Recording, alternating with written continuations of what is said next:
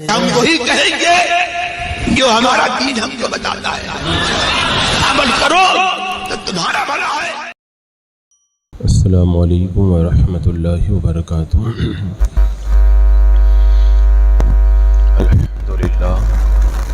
الحمد للہ رب العالمین، والصلاة والسلام علی سید الانبیاء والمرسلین،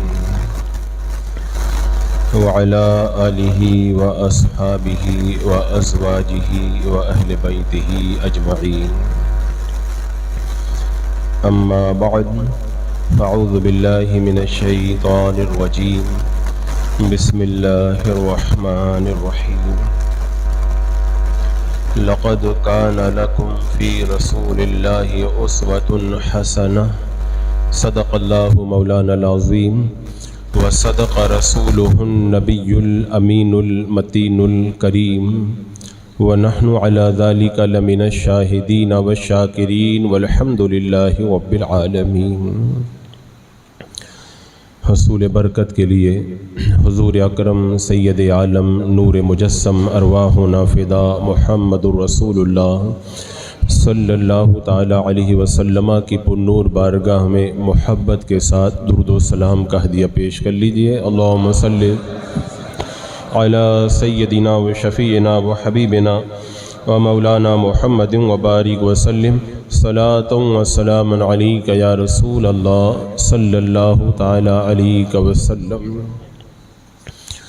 ماہ ربیع النور شریف کی بہاریں ہمارے اوپر سایہ فگن ہیں، اور اہل محبت، اہل عشق، اہل سنت و جماعت اپنے گھروں میں، اپنے محلوں میں، اپنی مسجدوں میں، اپنے علاقوں میں اپنے اپنے طور پر اپنے آقا کا میلاد منانے میں مصروف ہیں، اور میلاد کی بہاروں سے مالا مال ہو رہے ہیں۔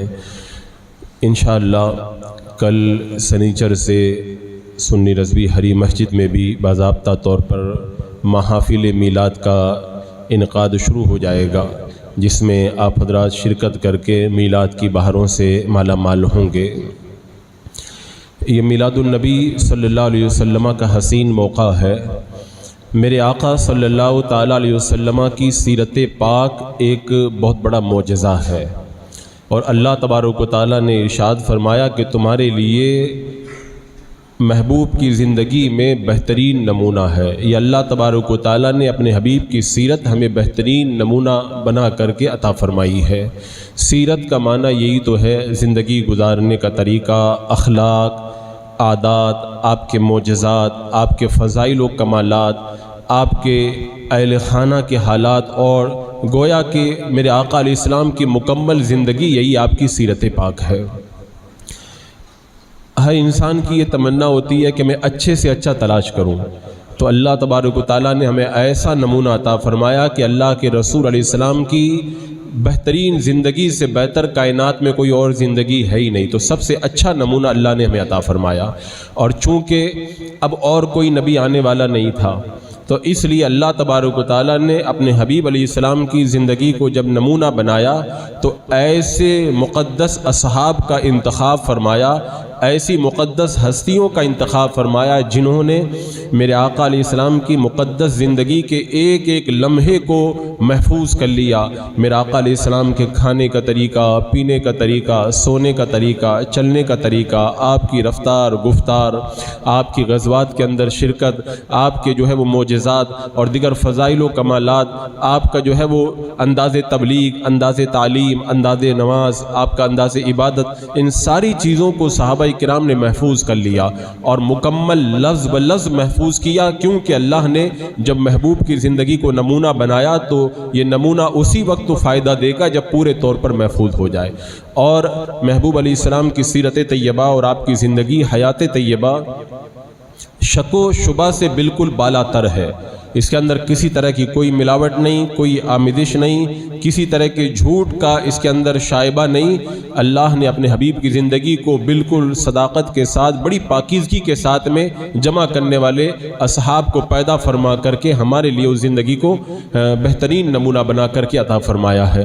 حضرات مکرم، اگر سیرت طیبہ کے آپ گوشوں پہ غور کریں گے تو اس کے اندر بہت ساری باتیں ہیں، اور یہ جمعہ کا چونکہ مختصر سا وقت ہے تو میں نے یہ ارادہ کیا کہ آج کا ایک دن تصور میں اللہ کے رسول صلی اللہ تعالیٰ علیہ وسلم کے مقدس مکان کے اندر گزارا جائے، اور آپ کے پیارے اس کاشانہ اقدس میں ایک دن چند لمحے ہم گزار کر کے دیکھیں کہ اللہ کے رسول علیہ السلام کی مقدس زندگی کیسی تھی، اور آپ گھر کے اندر آپ کی فیملی لائف کیسی تھی، آپ کی گھریلو زندگی کیسی تھی، اور آپ کی زندگی کے ایام کیسے گزرا کرتے تھے۔ تو آج ہم تصور میں ایک سفر کرتے ہیں مدینے کا۔ جان و دل ہوش و خرد سب تو مدینے پہنچے، تم نہیں چلتے رضا سارا تو سامان گیا۔ اعلیٰ حضرت سرکار نے جو مدینے کی محبت ہمارے دلوں میں پلائی ہے، اللہ کا شکر ہے۔ اسی محبت کا یہ نتیجہ ہے کہ مدینہ منورہ کا نام آتے ہی عاشقوں کے چہرے پر خوشی کے آثار ظاہر ہو جاتے ہیں۔ ہم نے تصور میں مدینے کا سفر کیا، اور مدینہ منورہ کے جب قریب پہنچے نا تو روایت میں آتا ہے کہ جب زائر مدینہ میں داخل ہوتا ہے نا تو نور کے طبق لے کر کے فرشتے اس کا استقبال کرتے ہیں۔ ہم تصور میں جب پہنچے میرے آقا صلی اللہ تعالیٰ علیہ وسلم کے مقدس مکان کے پاس میں، یہاں پہ دستک نہیں دی جاتی، یہاں پہ آواز نہیں بلند کی جاتی، یہاں پہ جو ہے وہ بلند آواز سے پکارا نہیں جاتا، کیونکہ جو آواز بلند کرتے ہیں رب نے فرمایا ان کے اعمال ضائع ہو جائیں گے، اور جو اللہ کے رسول علیہ السلام کو حجرے کے باہر سے پکارتے ہیں اللہ تعالیٰ نے فرمایا ان کے اندر عقل نہیں ہے۔ یہاں پہ تو ادب کے تمام تقاضوں کو پورا کرنا ہے۔ ادب گائے ہی زیر آسماں از عرش نازک تر، نفس گم کردہ می آید جنید و با یزید این جا۔ یہ ادب کی ایسی جگہ ہے، حضرت جنید بغدادی، حضرت با یزید بستامی جیسے اولیاء کرام جب یہاں پر آتے ہیں تو ادب کا معاملہ یہ ہوتا ہے کہ اپنی سانس کو بھی روک لیتے ہیں کہ کہیں سانس لینے سے بارگاہ میں بے ادبی نہ ہو جائے۔ یہ یہاں پر ادب کا معاملہ ہے۔ رات کا وقت ہے، کاشانہ اقدس میں میرے آقا صلی اللہ تعالیٰ علیہ وسلم موجود ہیں۔ جب حجرہ مبارکہ کا دروازہ کھلا، ہم لوگ تصور میں میرے آقا صلی اللہ تعالیٰ علیہ وسلم کے حجرہ پاک کے اندر جب داخل ہوئے نا، اللہ اکبر، اس حجرہ پاک کا نقشہ بھی کیا کہنا۔ آپ دیکھیں گے وہ رسیوں سے بنی ہوئی ایک چارپائی ہے، اور ایک طرف مشکیزہ لٹک رہا ہے اور دوسری طرف لکڑی کا ایک پیالہ رکھا ہوا ہے جو لوہے کے مضبوط تار سے باندھ دیا گیا ہے، اور جو بستر پاک ہے اس بستر کے اندر کھجور کی چھال بھری ہوئی ہے، اور کونین کا آقا اس بستر کے اوپر آرام فرما ہے۔ اور جب رخ زیبا پہ جب نظر پڑے نا، حضرت برا رضی اللہ تعالیٰ عنہ نے فرمایا تھا کہ اللہ تبارک و تعالیٰ نے اپنے حبیب کو سب سے زیادہ حسن و جمال والا اور سب سے زیادہ بہترین سیرت والا بنا کر کے بھیجا ہے۔ سب سے زیادہ حسین و جمیل میرا آقا علیہ السلام۔ حضرت برا بن عازب سے جب پوچھا گیا کہ اللہ کے رسول علیہ السلام کیا تلوار کی طرح خوبصورت تھے، آپ نے فرمایا نہیں، چاند کی طرح خوبصورت تھے۔ میرا آقا علیہ السلام کا وہ رخ زیبا کہ جس کو بندہ دیکھ لے تو پھر اس کا دل یہ آواز دے کہ آج تک کائنات کے اندر کوئی ایسا پیدا نہیں ہوا ہے، اور نہ کائنات میں کوئی ایسا موجود ہے، اور نہ اتنا حسین و جمیل کوئی کائنات کے اندر پیدا ہو سکتا ہے۔ اللہ تبارک و تعالیٰ نے ساری کائنات میں سب سے حسین و جمیل میرے آقا علیہ السلام کو پیدا فرمایا۔ اسی لیے حضرت جبریل امین علیہ الصلوۃ والسلام نے کہا تھا، میں نے مشارق اور مغارب کو کھنگال کر کے دیکھا لیکن مجھے آپ جیسا کوئی نظر نہیں آیا۔ یہی بولے سدرا والے، چمنے جہاں کے تھالے سبھی میں نے چھان ڈالے، تیرے پائے کا نہ پایا تجھے یک نے یک بنایا۔ یعنی یا رسول اللہ میں نے سب کچھ دیکھا لیکن آپ جیسا مجھے کوئی نظر نہ آیا۔ آقا کریم علیہ الصلوۃ والسلام کے حجرہ پاک پہ جب تصور میں ہمارا داخلہ ہو، وہ جو ہے وہ لکڑی، کھجور کی چھالیں اور کہیں کچی اینٹوں کا ایک بنا ہوا حجرہ، بظاہر تو وہ کچا حجرہ تھا لیکن اس کے اندر اتنا نور تھا کہ ساری کائنات کے انوار بھی اگر سمیٹ دیے جائیں نا، اس حجرہ پاک کے نور کے ایک حصے کا مقابلہ بھی نہیں کر سکتے۔ اور حجرے میں جب داخل ہوں تو آپ دیکھیں گے کہ خوشبو آ رہی ہے، عطر تلاش کرنے کی ضرورت نہیں ہے۔ یہ جو خوشبو حجرہ پاک میں آتی ہے نا، یہ خوشبو، یہ الگ ہی ایک طرح کی خوشبو ہے، یہ کائنات میں کہیں نہیں ملتی۔ یہ خوشبو میرے آقا صلی اللہ علیہ وسلم کے پسینہ پاک کی خوشبو ہے۔ مصر کے بہت بڑے شیخ ہیں، وہ جب ہندوستان کی سرزمین پر عرس رضوی میں آئے اور حضور تاج الشریعہ رحمۃ اللہ تعالیٰ علیہ سے جب ملاقات ہوئی نا تو کہا کہ میں نے روضہ رسول پر ایک عود کی خوشبو سونگھی تھی، وہ خوشبو مجھے آپ منگوا دیں تو بہت بڑا کرم ہوگا۔ حضور تاج الشریعہ رحمۃ اللہ تعالیٰ علیہ نے یہاں پہ جو سب سے مہنگا عود ملتا ہے، کئی ہزار روپے تولہ، وہ منگوا کر کے دیا۔ انہوں نے سونگا اور سونگ کر کے کہا نہیں یہ وہ خوشبو تو نہیں ہے۔ تو حضور تاج الشریعہ علیہ رحمہ نے فرمایا وہ جو خوشبو تم نے سونگی تھی نا وہ دنیا میں کہیں نہیں ملے گی، وہ صرف میرے آقا کے روزے ہی پہ تمہیں نظر آئے گی۔ اسی کے وجود مصطفیٰ کی وہ خوشبو ہے، یہ وہ خوشبو ہے کہ جب ایک خاتون میرے آقا علیہ السلام کی بارگاہ میں آئی تھی نا کہ یا رسول اللہ میری بچی کی شادی ہے اور خوشبو کا انتظام نہیں ہو پایا، میرا آقا علیہ السلام نے اپنا پسینہ مبارک شیشی کے اندر جب عطا فرمایا، جا کر کے دلہن کو لگایا، دلہن مہکنے لگی، ہمیشہ مہکتی رہی، اور اس کے بعد میں جب اس کی اولاد پیدا ہوئی وہ بھی مہکتی ہوئی پیدا ہوئی، ان کی جو اولاد پیدا ہوئی وہ بھی مہکتی پیدا ہوئی، یہاں تک کہ لوگوں نے اس گھر کا نام ہی رکھ دیا یہ گھر تو خوشبوؤں والا گھر ہے۔ واللہ جو مل جائے میرے گل کا پسینہ، مانگے نہ کبھی عطر نہ پھر چائے دلہن پھول۔ اگر دلہن کو وہ پسینہ لگا دیا جائے نا تو پھر اس کی نسلوں کے اندر کبھی عطر لگانے کی ضرورت نہ پڑے گی، اللہ تبارک و تعالیٰ اس پوری نسل کے اندر ایسی خوشبو عطا فرما دے گا۔ تو جب حجرہ مبارکہ میں آپ داخل ہوں گے تو وہ ایک عجب خوشبو محسوس ہوگی جو کائنات میں کہیں اور آپ کو کسی عطر کے اندر نظر نہیں آئے گی۔ حجرہ مقدسہ میں آپ نے دیکھا پیالہ رکھا، یہ وہی پیالہ ہے جس میں میرے آقا صلی اللہ علیہ وسلم کبھی پانی نوش فرماتے تھے، کبھی آپ شہد نوش فرماتے تھے، کبھی دودھ پیا کرتے تھے، کبھی اسی میں نبیذ آپ نوش فرمایا کرتے تھے، اور پھر وہ پینے کا انداز کیا ہوتا تھا، اللہ اکبر۔ آپ کبھی برتن کے اندر سانس نہیں لیتے تھے، برتن سے منہ ہٹا کر کے سانس لیتے اور 3 سانس میں پیا کرتے، اور پینے کی وہ ادا، ان کی ہر ادا پر کروڑوں درود، اس ادا کا تو کوئی جواب بھی نہیں۔ میرے آقا علیہ الصلوۃ والسلام کا جو بستر مبارک جس پر آپ تشریف فرما اور آرام فرما ہے، وہ بستر ایسا کہ ایک بار حضرت سیدنا عمر فاروق رضی اللہ تعالیٰ عنہ نے میرا آقا علیہ السلام کو آرام کرتے ہوئے دیکھا تو اس رسی کے جو نشانات تھے وہ آقا کریم علیہ السلام کے جسم اطہر کے اوپر نشانات بن گئے۔ حضرت عمر رو پڑے، میرے آقا نے فرمایا عمر تم کیوں روتے ہو؟ عرض کی یا رسول اللہ قیصر و کسریٰ اتنا آرام کریں، دنیا کی لذتوں سے فائدہ اٹھائیں، اور کونین کا آقا ایسے بستر پہ آرام کرے کہ جسم کے اوپر نشانات پڑ جائیں۔ میرے آقا نے فرمایا عمر رونے کی ضرورت نہیں ہے، اللہ تبارک و تعالیٰ نے ان کو دنیا عطا فرمائی، ہمیں آخرت عطا فرمائی۔ یہ ہے میرے آقا علیہ السلام کا بستر پاک۔ ایک بار وہ بستر جو میرے آقا علیہ السلام کا بچھایا جاتا وہ ڈبل کر کے بچھایا جاتا، ایک بار ام المومنین نے اس کو 4 گنا کر کے یعنی 4 تہ کر کے بچھا دیا۔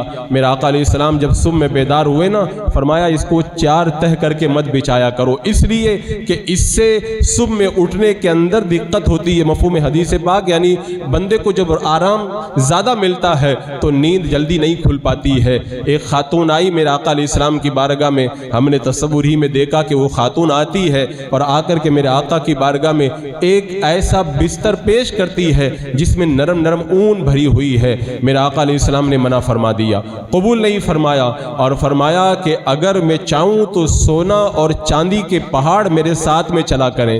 میرے آقا علیہ السلام نے دنیا کو قبول ہی نہیں فرمایا۔ یہ آقا کریم علیہ السلام کی سادگی تھی۔ جب مکان مقدس میں آپ داخل ہوں گے نا تو اس مکان کی سادگی دیکھ کر کے دل پکار کر کے کہے گا واللہ یہی وہ جگہ ہے جہاں پر دل و جان قربان کیے جانے چاہیے۔ آقا کریم علیہ السلام اس بستر کے اوپر آرام فرما ہے، اور تبھی جو ہے وہ جسم اطہر کے اوپر پسینے کے جو ہے وہ قطرے اوپر آئے، اور وہ پسینہ میرا آقا علیہ السلام کے جسم پاک پر ایسے لگ رہا تھا جیسے دنیا کا سب سے زیادہ چمکدار موتی جو ہے وہ کائنات کے اندر جگمگا رہا ہے۔ وہ پسینے کے قطرے اور پھر وہ پسینہ مبارک کی خوشبو پورے حجرے کے اندر پھیلی ہوئی، اور صحابہ کرام میرا آقا علیہ السلام کو جب تلاش کرنا ہوتا تھا اور پتہ معلوم نہیں ہوتا تھا تو پتہ نہیں پوچھتے، بس میرا آقا علیہ السلام کی جو خوشبو مدینے کی گلیوں میں ہوتی تھی اسی خوشبو کو سونگ کر کے میرے آقا کی بارگاہ میں پہنچ جایا کرتے تھے۔ یہ آقا کریم علیہ السلام، اور خوشبو کا تو عالم، اور لعاب دہن کو بھی اللہ تعالیٰ نے اتنا ہی خوشبودار بنایا تھا۔ اور میں خوشبو کی بات آئی تو ایک بات عرض کروں، حضرت ام عاصم بیان کرتی ہیں کہ ہمارے شوہر عتبہ ہم 4 بیویاں تھیں، ہم اچھی سے اچھی خوشبو لگاتی، اچھے سے اچھا عطر لگاتی، لیکن عتبہ کی جو خوشبو تھی وہ ہمارے اوپر غالب آ جاتی۔ ایک دن ام عاصم کہتی ہیں میں نے پوچھ لیا ہم اتنا اچھا عطر لگاتی ہے، آپ کون سا عطر لگاتے ہو؟ ہم نے عطر لگاتے ہوئے کبھی دیکھا بھی آپ کو نہیں، ہماری خوشبو آپ کی خوشبو کے سامنے بالکل ماند پڑ جاتی ہے، پھیکی پڑ جاتی ہے۔ حضرت عتبہ نے کہا میں کوئی خوشبو نہیں لگاتا ہوں، ایک بار میرے جسم کے اندر پھوڑے نکل گئے تھے، اللہ کے رسول علیہ السلام کی بارگاہ میں گیا نا، میرا آقا علیہ السلام نے وہ پیارا پیارا اپنا دست انور جب میرے جسم کے اوپر پھیر دیا نا، پھوڑے بھی صحیح ہو گئے اور میرے بدن سے خوشبو بھی آنے لگی، اور وہ خوشبو آج تک میرے جسم سے آ رہی ہے۔ تو جو خوشبو میرے آقا کے دست پاک سے عطا ہوئی ہو، اس خوشبو کا مقابلہ دنیا کا کوئی پھول اور دنیا کا کوئی عطر نہیں کر سکتا ہے۔ آقا کریم صلی اللہ تعالی علیہ وسلم اپنے حجرہ مبارکہ کے اندر آرام فرما ہے۔ تصور میں جب ہم نے حاضری دیکھی تبھی ہم نے دیکھا تہجد کا وقت ہوا، میرے آقا صلی اللہ تعالی علیہ وسلم اپنے بستر پاک سے دعا پڑھتے ہوئے اٹھ گئے ہیں۔ دعا پڑھتے ہوئے میرا آقا علیہ السلام اٹھے، اپنی آنکھوں سے چشمان مبارک سے میرا آقا علیہ السلام نے نیند کو دور کیا، اور اس کے بعد میں آقا کریم علیہ السلام نے مسواک فرمائی، کیونکہ مسواک سے میرا آقا علیہ السلام کو بڑا پیار تھا۔ حضرت ام المومنین عائشہ صدیقہ رضی اللہ تعالی عنہا سے جب پوچھا گیا نا میرے آقا علیہ السلام جب گھر میں آتے تھے سب سے پہلے کیا کرتے تھے، حضرت ام المومنین نے کہا کہ اللہ کے رسول جب گھر میں آتے تھے سب سے پہلے مسواک کیا کرتے تھے۔ اور ایک موقع پہ رحمت للعالمین نے ارشاد فرمایا میرا دل یہ چاہتا ہے میں اپنی امت کے لیے ہر نماز کے وقت میں مسواک کو لازم کر لوں، لیکن میری امت پر دشواری نہ ہو جائے، اس لیے اللہ کے رسول علیہ السلام نے ہر نماز کے وقت میں مسواک کو لازم تو نہیں کیا، لیکن جو عاشق رسول ہوگا آقا کی خواہش پر عمل کرے گا اور وہ اس سنت پر عمل کرتے ہوئے ہر نماز کے وقت میں مسواک کرے گا۔ تو اللہ کے رسول علیہ السلام نے مسواک کی اور وضو بنایا، وہ مسواک کرنے کا انداز اس پر بھی لاکھوں کروڑوں سلام، کیا پیاری ادا سے مسواک فرماتے میرا آقا علیہ السلام۔ اور جب وضو بنایا ایسا وضو جس پر جو ہے وہ کائنات کے سارے عابدوں کی عبادت قربان ہو جاؤ، ایسا وضو میرے آقا علیہ السلام نے فرمایا۔ جب وضو فرما کر کے میرے آقا علیہ السلام مصلی پہ کھڑے ہوئے اور اس کے بعد میں اللہ کے رسول علیہ السلام نے تہجد کی نماز ادا فرمائی۔ اللہ کے رسول علیہ السلام کی نماز کیسی تھی؟ جب ہم نے روایتوں کو کھنگانا نا حجرہ انور کے اندر اللہ کے رسول علیہ السلام کے ساتھ میں ایک بار حضرت حذیفہ کا بیان ہے کہ میں اللہ کے رسول علیہ السلام کے ساتھ میں نے رات گزاری، اور رات گزاری نا تو میرا آقا علیہ السلام نماز کے لیے کھڑے ہوئے نا تو جب سورہ بقرہ پڑھنا شروع کیا، کہہ رہے میں سوچ رہا تھا 100 آیتیں پڑھیں گے پھر رکوع میں چلے جائیں گے، فرماتے ہیں 100 آیتیں پڑھی تو آگے بڑھ گئے، میں نے سوچا کہ سورہ بقرہ پوری پڑھ لیں گے پھر رکوع کریں گے، کہہ رہے پوری سورہ بقرہ پڑھ لی، اس کے بعد میں اللہ کے رسول علیہ السلام نے سورہ آل عمران بھی شروع کر دی، میں نے کہا سورہ آل عمران پڑھ کے رکوع کریں گے، سورہ آل عمران بھی ختم ہو گئی، سورہ نساء شروع کر دی، یہ 4 5 پاروں کی تلاوت ہو رہی، کہتے ہیں سورہ نساء پڑھ کے میرا آقا علیہ السلام نے جب رکوع کیا نا تو رکوع بھی اتنا ہی لمبا کیا، اور پھر جب سجدے میں تشریف لے گئے سجدہ بھی اتنا ہی لمبا کیا، اور وہ نماز اس نماز کا کیا کہنا جو میرا آقا علیہ السلام نے ادا فرمائی، اللہ اکبر۔ روایت میں آتا ہے میرا آقا علیہ السلام نماز پڑھ رہے ہیں رات کے وقت میں حجرہ انور کے اندر، جب آپ نے آیت کریمہ پڑھی نا ان تعذبہم فإنہم عبادک وإن تغفر لہم، یعنی اے پروردگار عالم یہ تیرے بندے ہیں، اگر چاہے تو تو ان کو عذاب دے دے اور چاہے تو تو ان کو معاف کر دے۔ جب اس آیت کریمہ کو میرے آقا نے پڑھا نا بار بار ریپیٹ کرتے رہے یہاں تک کہ میرے آقا رو پڑے۔ وہ نماز کیا کہنا اس نماز کا جو حجرہ انور کے اندر میرا آقا علیہ السلام نے ادا فرمائی۔ ایسے ہی اللہ کے رسول علیہ السلام کی نماز کا منظر جاری رہا، اور ادھر مسجد نبوی کے اندر حضرت بلال کی اذان کی آواز آئی، حضرت بلال اذان پڑھ رہے ہیں، حضرت بلال اذان دی، صحابہ کرام کھینچے کھینچے مسجد نبوی کی طرف بڑھ رہے ہیں، صفیں لگ گئی ہیں مسجد نبوی کے اندر، صحابہ تاروں کی طرح صف کے اندر تشریف فرما ہے، میرا آقا علیہ السلام حجرہ عائشہ کے اندر موجود ہیں،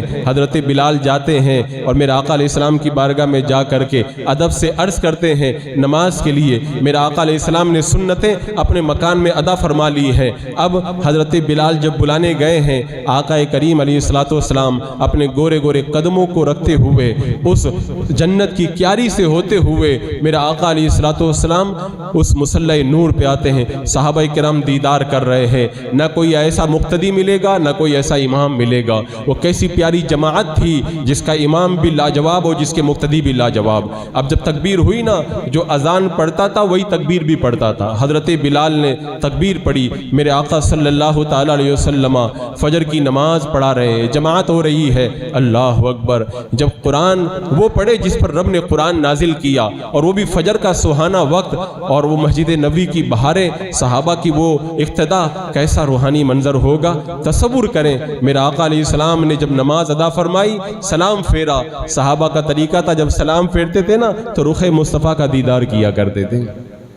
اب رخ انور کو دیکھ رہے ہیں. میرے آقا صلی اللہ تعالیٰ علیہ وسلم نے فجر کی جب نماز ادا کر لی نا، آپ وہیں پہ تشریف فرما ہو گئے. ذکر کرتے رہے. میرے آقا علیہ السلام کا یہی طریقہ تھا، وہ نماز کے بعد میں ذکر فرماتے یہاں تک کہ سورج نکل کر کے جب بلند ہو جاتا تو اس کے بعد میں آپ اشراق کی نماز پڑھتے اور ارشاد فرمایا جو فجر کی نماز ادا کرے، جو فجر کی نماز ادا کرے پھر ذکر الہی میں مصروف ہو جائے، اور پھر اس کے بعد میں جب سورج کچھ بلند ہو جائے اور نماز ادا کرے، اللہ تبارک و تعالیٰ اسے کامل حج اور کامل عمرہ کا ثواب عطا فرمائے گا. میرا آقا علیہ السلام نے جب کامل کہا نا تو 3 بار کہا کامل کامل کامل، یعنی اللہ تعالیٰ پورے حج اور پورے عمرہ کا ثواب عطا فرمائے گا. آقا کریم علیہ السلام نے اشراق کی نماز پڑھی. وہ نماز کیسی نماز تھی؟ حضرت عبداللہ بن سخیر کا بیان ہے. ایک بار آقا کریم علیہ السلام کی بارگاہ میں جب میں حاضر ہوا نا، نماز پڑھ رہے تھے تو آپ کے سینہ مبارک سے اس طرح رونے کی آوازیں آ رہی تھی جیسے ہانڈی جب کھولتی ہے تو اس کی کھولنے کی آوازیں آیا کرتی ہے. وہ خشوع و خضوع والی نماز، اس نماز پہ قربان اللہ اکبر، وہ دیدار الہی کے اندر ڈوب کر کے گزرنے والی نماز تھی. آقا کریم علیہ السلام جب نماز سے فارغ ہوئے نا، تشریف فرما ہو گئے. کوئی اپنا خواب بیان کرنے لگا. ہم تصور میں حاضر ہیں، دیکھ رہے ہیں کوئی اٹھا خواب بیان کر رہا ہے. میرا آقا علیہ السلام خواب کی تعبیر بیان کر رہے ہیں. کوئی مسئلہ پوچھ رہا ہے، میرا آقا علیہ السلام مسئلے کا جواب دے رہے ہیں.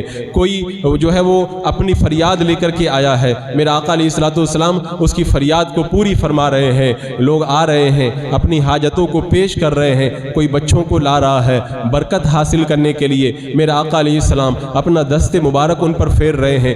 باہر سے وفد آئے ہوئے ہیں. میرا آقا علیہ السلام کبھی وفد سے بات کر رہے ہیں، کبھی صحابہ کی حاجتوں کو پوری کر رہے ہیں، اور میرا آقا علیہ السلام کبھی کبھی اپنا خواب بھی بیان کر رہے ہیں. آج رات میں نے یہ خواب دیکھا، یہ نورانی سما ہے، محفل سج گئی ہے اور مسجد نبوی کے اندر نور برس رہا ہے. میرے آقا صلی اللہ تعالی علیہ وسلم صحابہ کو تعلیم دے رہے ہیں. میرا آقا علیہ السلام صحابہ کو معرفت کا جام پلا رہے ہیں، شریعت کے احکام سکھا رہے ہیں. وہ کیسا نورانی مدرسہ تھا، وہ کیسا نورانی مجمع تھا. صفہ کے چبوترے پر بیٹھنے والے غریب صحابہ بھی اسی انتظار میں تو رہتے تھے، آقا کب ہمیں تعلیم عطا فرمائے، ہم آقا کی بارگاہ میں بیٹھ کر کے علم حاصل کریں. حضرت ابو ہریرہ تو ہٹتے ہی نہیں تھے کہ پتہ نہیں کب آقا کیا کہیں اور میں سننے سے رہ جاؤں. اور جب بھوک کے دورے پڑتے تھے نا حضرت ابو ہریرہ کو، لوگ کہتے تھے جاؤ کچھ لا کے کھا لو. کہتے مجھے ڈر لگتا میں کچھ کمانے چلا گیا، میرے آقا نے کچھ ارشاد فرمایا میں کہیں سننے سے رہ نہ جاؤں، تو لہذا اسی لیے میں یہاں سے اٹھ کے جانا نہیں چاہتا. یہی نورانی منظر جاری ہے. تبھی آقا کریم صلی اللہ علیہ وسلم نے دیکھا کہ سورج خوب بلند ہو گیا، دھوپ میں تیزی آ گئی. اللہ کے رسول علیہ السلام چاشت کی نماز کے لیے کھڑے ہو گئے. آپ نے چاشت کی نماز ادا فرمائی. اور میرے آقا علیہ السلام فرمایا کرتے تھے تم اپنے گھروں میں نماز پڑھا کرو. حضرت ام المومنین عائشہ صدیقہ کا بیان ہے، میرے آقا علیہ السلام نے چاشت کی 2 رکعتیں ادا فرمائی. میرے آقا فرماتے اپنے گھروں کو قبرستان مت بناؤ، یعنی مطلب یہ ہے کہ جب تم گھروں میں نماز پڑھو گے نا تو تمہارے گھر قبرستان نہیں رہیں گے بلکہ تمہارے گھر میں اللہ کی رحمتوں کا نزول ہوگا. اب آقا کریم علیہ السلام حجرے میں داخل ہوئے. ہم نے تصور میں حجرے مقدسہ کے اندر جب داخلہ لیا تو وہی نور کا سما اور وہی خوشبو. اب ہم دیکھ رہے ہیں میرے آقا علیہ السلام کی فیملی لائف کتنی پیاری ہے. آج ہمارے گھروں کے اندر کتنے جھگڑے ہیں، کتنی نفرتیں ہیں، کتنا بغض و کینہ بھرا ہے. بھائی بھائی سے نہیں نبھا پا رہا ہے، شوہر بیوی آپس میں نبھا نہیں کر پا رہے ہیں. آپ ہمیشہ یاد رکھیں باہر بندہ کتنا بھی بن کر کے رہ جائے، کتنا بھی جو ہے وہ اوور ایکٹنگ کرے، لیکن گھر کی جو لائف ہوا کرتی ہے وہ سب سے ہٹ کے ہوا کرتی ہے. بندے کا جو صحیح خد و خال ہے وہ گھر میں جا کر کے ظاہر ہوتا ہے.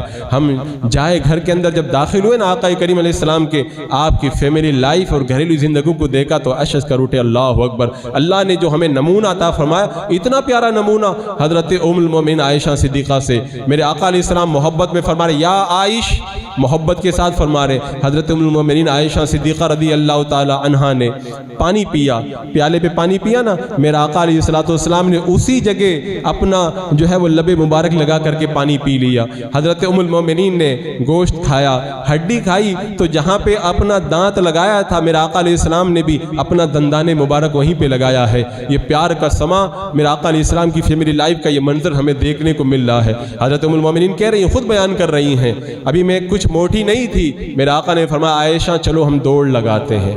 گھروں میں محبتیں پیدا ہوں گی جب اسوہ رسول پہ عمل کریں گے. رب نے ہمیں نمونہ دیا کہ میرے محبوب کی زندگی تمہارے لیے نمونہ ہے. ہم نے نمونے کو چھوڑ دیا, ہم فلمیں دیکھ رہے ہیں, ہم ڈرامے دیکھ رہے ہیں, ہم اسٹوری دیکھ رہے ہیں, اور پھر وہی سارا جھگڑا گھر کے اندر پیدا کر رہے ہیں. فلاں کے پاس یہ, فلاں کے پاس یہ, فلاں نے یہ کہا, فلاں. میں کہتا ہوں سارے فلانوں کو چھوڑو, اگر تمہیں روشنی چاہیے, اجالے چاہیے تو در مصطفیٰ پہ آؤ. میرا آقا علیہ السلام کی کیسی فیملی لائف ہے. کہتی عائشہ چلو ہم دوڑ لگاتے ہیں. عائشہ کہتی جب دوڑ لگائی نا میں آگے نکل گئی. اب ایک زمانے کے بعد میں جب میرے بدن پہ کچھ گوشت چڑھ گیا, میرے آقا نے فرمایا عائشہ چلو پھر ہم دوڑ لگاتے ہیں. کہتے ہیں جب دوڑ لگائی نا میرے آقا مجھ سے آگے نکل گئے. کہا عائشہ وہ دن تم جو آگے نکل گئی تھی نا, یہ اس کا بدلہ ہے. یہ اتنا پیار فرما رہے, گھر میں گوشت بنا ہے. میرے آقا علیہ السلام نے فرمایا یہ تھوڑا اس کے اندر پانی زیادہ ڈال دو, اور یہ سالن جو ہے وہ خدیجہ کی فلاں سہیلی کے پاس دے آؤ. فلاں حضرت خدیجۃ الکبریٰ مکہ میں انتقال کر گئی, مدینہ منورہ میں گوشت بن رہا ہے. میرے آقا علیہ السلام بھیج رہے ہیں حضرت خدیجہ کی سہیلیوں کے پاس میں. حضرت عائشہ نے کہہ دیا آپ کیوں یاد کرتے اتنی خدیجہ کو. تو میرا آقا علیہ السلام نے فرمایا عائشہ جب سب نے جھٹلایا تھا تو خدیجہ نے میرا اقرار کیا تھا, مجھ پر ایمان لائی تھی. جب لوگوں نے مجھ سے مال کو روکا تھا تو خدیجہ نے میرے اوپر مال خرچ کیا تھا. جب لوگوں نے میری مدد نہ کی اس دور میں خدیجہ نے میری مدد کی تھی. اور میرے آقا علیہ السلام نے اپنی اس زوجہ محترمہ کے حق کو بھی یاد رکھا اور اس قدر ان کی سہیلیوں سے پیار فرمایا. یہ ہے گھر کا وہ محبت بھرا ماحول. تبھی ہم دیکھتے ہیں اللہ کے رسول علیہ السلام کا جو حجرہ پاک ہے نا, اس حجرہ پاک کے اندر ایک خوکھا بنا ہوا ہے, اور وہ کھولو نا تو سیدھا حضرت فاطمہ الزہرا کے مکان میں جا کے کھلتا ہے. میرا آقا علیہ السلام اسی راستے سے آیا جایا کرتے, حضرت فاطمہ سے ملاقات کرتے, حسن و حسین کو پیار کرتے. آقا کریم علیہ السلام کی فیملی لائف دیکھیں. آج لوگ باہر ہنستے, خوب ہنستے, اور گھر میں جاتے تھوڑا منہ پھلا لیتے, ایسا لگتا ہے بس ابھی نیند سے اٹھ رہے ہیں. اللہ اکبر. میرا آقا علیہ السلام گھر میں تشریف فرما, آپ کے بیٹے حضرت ابراہیم کو گود میں بٹھایا, بوسہ لیا اور اس کے بعد میں سونگا. ایک بار آقا کریم علیہ السلام ایک بچے کو بوسہ لے رہے تھے نا, ایک دیہاتی آ گئے, عربی آ گئے, آگے کہنے لگے آپ بچوں کو بوسہ بھی لیتے ہیں. میرا آقا علیہ السلام نے فرمایا ہاں میں بوسہ لیتا ہوں. اس نے کہا میں تو نہیں لیتا ہوں. میرا آقا نے فرمایا تیرے دل سے اللہ نے محبت نکال دی ہے تو میں کیا کروں. اللہ کے رسول علیہ السلام اتنا پیار کر رہے ہیں گھر کے اندر بچوں کے ساتھ میں. آپ نماز کے لیے کھڑے ہوئے گھر کے اندر, آپ کی نواسی حضرت امامہ, ہم نے دیکھا کہ میرا آقا علیہ السلام نے حضرت امامہ کو گود میں اٹھا لیا, اور جب سجدے میں جانے لگے نا تو حضرت امامہ کو میرا آقا علیہ السلام نے زمین پہ رکھ دیا. بچوں کا اتنا خیال اور بچوں سے اتنا پیار. تبھی ہم دیکھنے لگے میرا آقا علیہ السلام نے سجدہ کیا نا تو حضرت امام حسین آ کر کے پشت پر سوار ہو گئے. میرا آقا علیہ السلام نے جو ہے وہ سجدہ بھی لمبا فرما دیا. بچوں کے ساتھ میں اتنی پیاری زندگی اور بچوں کے پیار کی ترغیب کا عالم. یہ عثمان بن مظعون رضی اللہ تعالیٰ عنہ اپنے بچے کو بوسہ دینے لگے. میرے آقا نے فرمایا عثمان تمہارا پیار اور بڑھا دوں کیا. حضرت عثمان بن مظعون نے کہا یا رسول اللہ بڑھا دیجئے. میرے آقا نے فرمایا جو اپنی چھوٹی اولاد کو, اپنے بچوں کو بوسہ لیتا ہے, خوش کرتا ہے, اللہ تبارک و تعالیٰ قیامت کے دن اس بندے کو خوش کر دے گا یہاں تک کہ وہ بندہ راضی ہو جائے گا.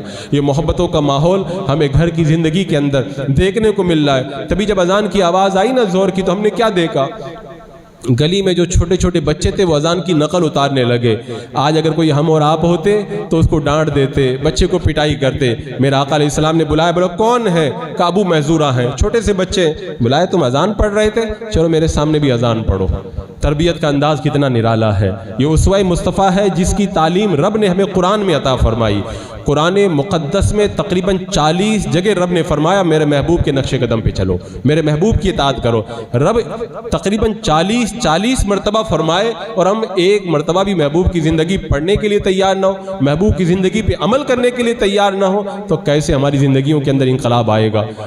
آج ہمارے بچے شرارت کرتے ہم ڈانٹ دیتے ہیں. ابو محذورہ جب اذان کی نقل اتارنے لگے نا، میرا آقا علیہ السلام نے بلا لیا اور بلا کر کے اللہ کے رسول علیہ السلام نے فرمایا چلو تم اذان پڑھو. اب وہ ڈرنے لگے بچے، فرمایا سر پہ ہاتھ رکھ کر محبت، بولے ڈرو نہیں تم اذان پڑھو. اب ابو محذورہ نے ڈرتے ڈرتے اذان پڑھی. میرا آقا نے فرمایا اور بلند آواز سے اذان پڑھو. اب میرا آقا علیہ السلام انہیں اذان سکھا رہے ہیں. حضرت ابو محذورہ کہتے اسی دن سے اللہ کے رسول کا پیار میرے دل کے اندر بس گیا. آج ہمارا کردار بچوں کو ہم سے دور کر رہا ہے. میرا آقا علیہ السلام کی یہ گھریلو لائف دیکھے، فیملی لائف دیکھے. جو پرایا بچہ ہو نا، جب وہ بھی اللہ کے رسول علیہ السلام کی بارگاہ میں آ جاتا نا تو پھر آپ ہی کا ہو کے رہ جاتا. آپ سوچے کتنے بڑے بڑے کام، بڑے بڑے جہادوں میں شرکت، تعلیم امت، لوگوں کے ہدایت کے کام. میرا آقا علیہ السلام کے پاس ایک ایک لمحہ کتنا قیمتی تھا، لیکن قیمتی لمحوں میں بھی میرے آقا نے بچوں کا اتنا خیال فرمایا، بچوں سے اتنی محبت فرمائی. اور ایک بات یاد رکھنا، بار والے مان جاتے ہیں، بیوی کبھی نہیں مانتی ہے. ہم نے دیکھا ہے دو طرح کے لوگ جلدی کسی کو نہیں مانتے ہیں. ایک بیوی جلدی کسی کو نہیں مانتی ہے، ایک جو بالکل لنگوٹیا یار ہوتا ہے، پکا دوست ہوتا ہے، وہ جلدی کسی کو نہیں مانتا ہے.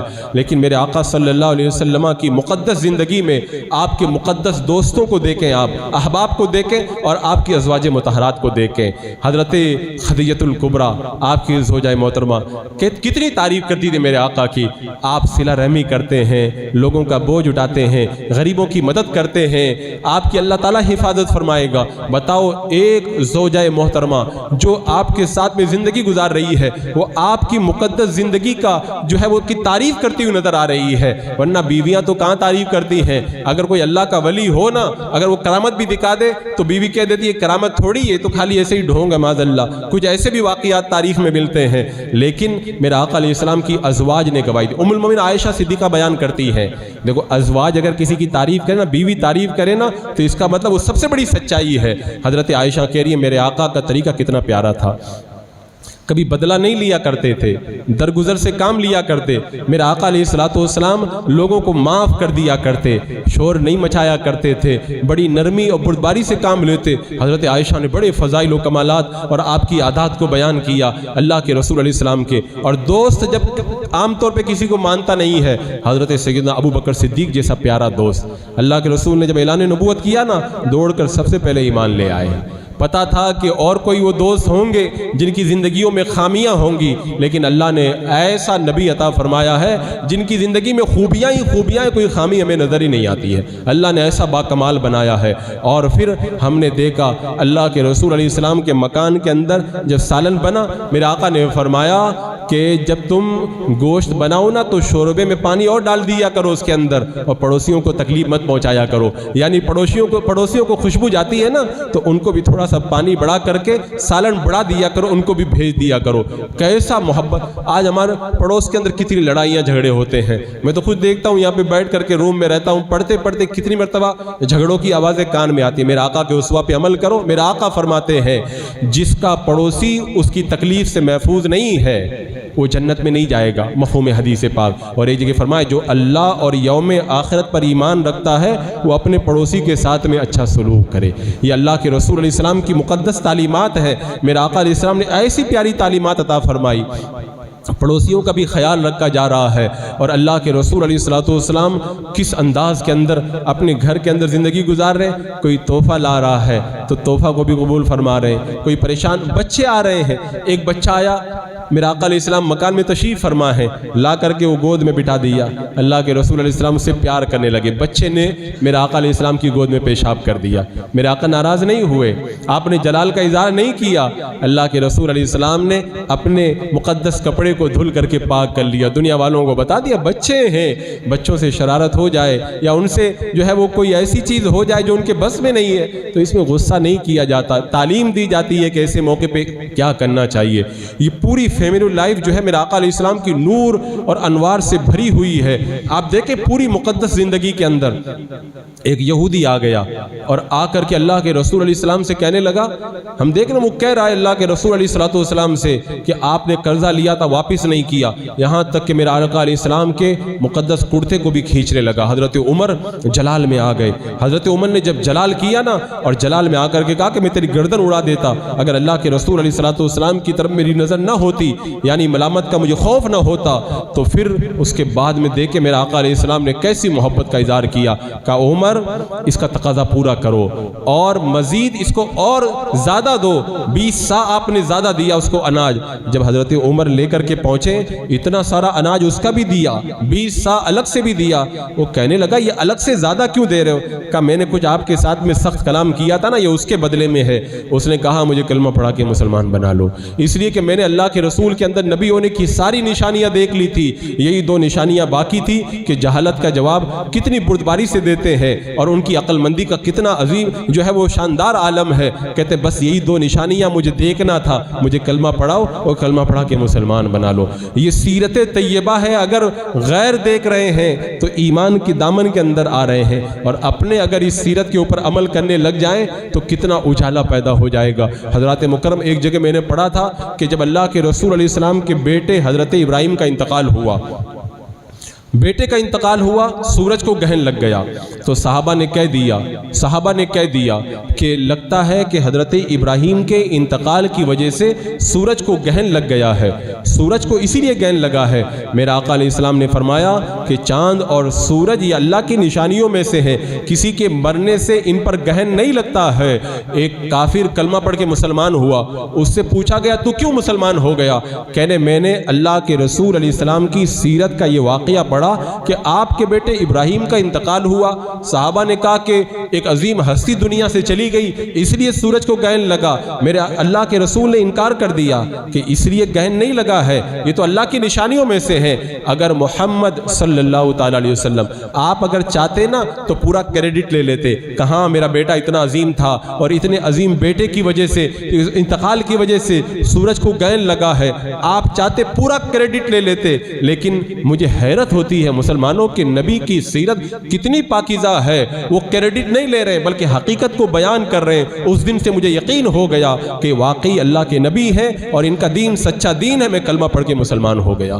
تو یہ سیرت طیبہ کا وہ اجالا ہے، بندہ جب اس اجالے کے اندر آتا ہے نا تو اس کا دل کہتا ہے کہ واقعی قربان ہونے کی جگہ تو یہی ہے۔ ہم دیکھ رہے ہیں آقا کریم صلی اللہ تعالی علیہ وسلم کی حیات طیبہ اپنے مکان مقدس کے اندر۔ حضرت عائشہ سے پوچھا گیا کہ اللہ کے رسول علیہ السلام جب مکان میں آتے تھے تو کیا کرتے تھے؟ فرمایا جب تشریف لاتے تھے آپ جو ہے وہ اپنے اہل خانہ کی خدمت بھی کیا کرتے تھے، اور جب اذان کی آواز ہوتی تھی نا، اذان کی آواز آتی تھی، میرے آقا علیہ السلام اٹھ کر کے مسجد میں تشریف لے جایا کرتے تھے۔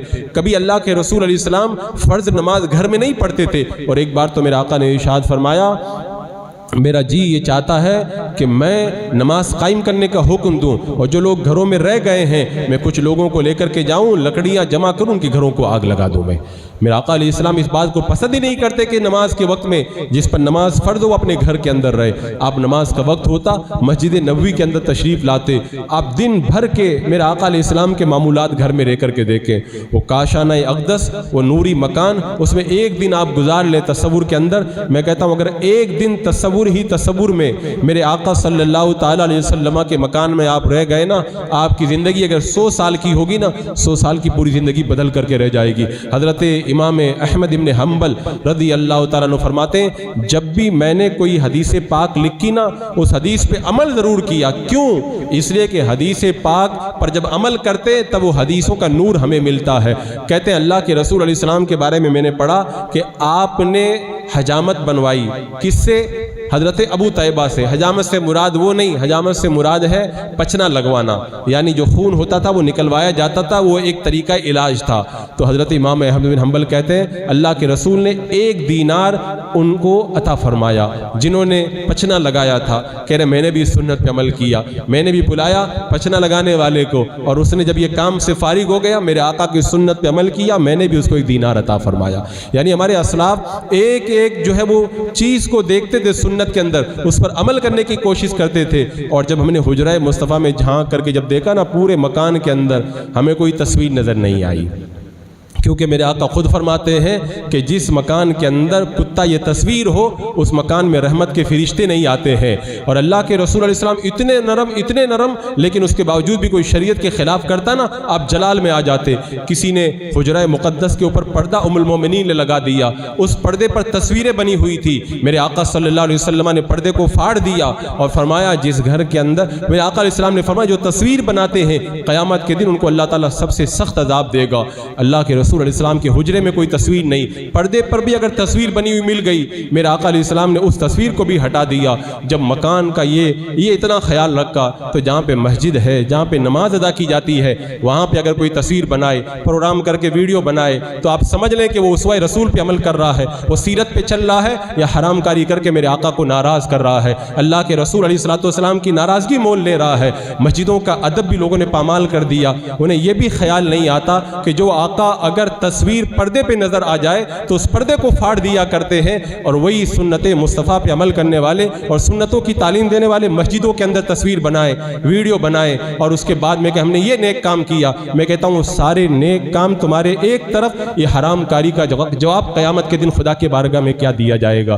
حضرات مکرم، ہم نے حجرے میں دیکھا میرا آقا علیہ السلام اتنی نرمی فرما رہے ہیں، لیکن ایک صاحب کے ہاتھ میں دیکھ لیا سونے کی انگوٹھی پہنی ہوئی ہے، میرا آقا علیہ السلام نے اس کو اتار کر کے پھینک دیا. یعنی بتا دیا نرمی اور اخلاق کا یہ مطلب نہیں ہے کہ شریعت کے خلاف کام کو جائز رکھا جائے، کوئی شریعت کے خلاف کر رہا ہے اس کو منع کیا جائے. حضرات مکرم، یہ حجرہ مصطفیٰ جان رحمت میں جو دن ہے نا، آپ پورا دن گزاریں گے کیا کیا نظر آئے گا. وقت چونکہ سمٹ گیا، اس حجرہ پاک سے تصوری میں ہم باہر آتے ہیں، لیکن یہ وعدہ کر کے نکلتے ہیں کہ ہم مصطفیٰ جان رحمت صلی اللہ تعالیٰ علیہ وسلم کی سنت پہ عمل کریں گے، میرا آقا علیہ السلام سے سچا پیار کریں گے، اور اللہ کے رسول علیہ السلام پر کثرت سے درود و سلام پڑھیں گے. صحابہ کرام نے جو ادب کا تقاضا ہمیں عطا کیا، اسی ادب کے تقاضوں پہ ہم عمل کریں گے. کاش یہ جو تصور میں ہم نے ایک دن گزارا ہے حجرہ مصطفیٰ میں، اللہ تبارک و تعالیٰ ہمیں قیامت کے دن ایسے ہی اپنے پیارے محبوب کا جنت میں ہمیں ساتھ نصیب فرما دے. آمین.